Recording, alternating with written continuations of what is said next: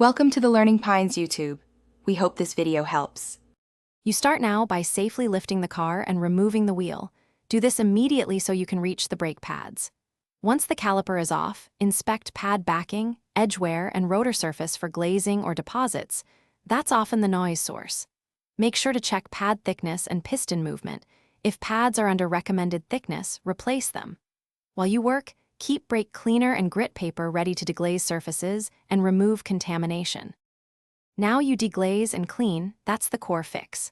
Lightly sand the pad faces and rotor contact area to remove glazing, then wipe both with brake cleaner to remove dust and oils.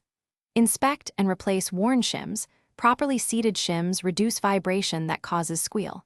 Lubricate metal-to-metal contact points with a thin layer of high-temperature brake grease.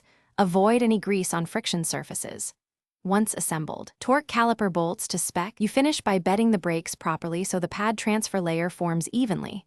Use a sequence of several gentle stops followed by a few moderate stops from highway speed, cooling between runs.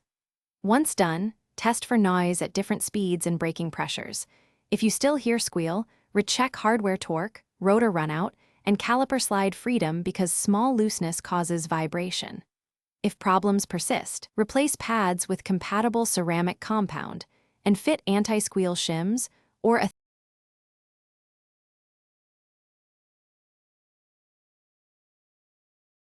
Thanks for watching. Consider subscribing if we helped you.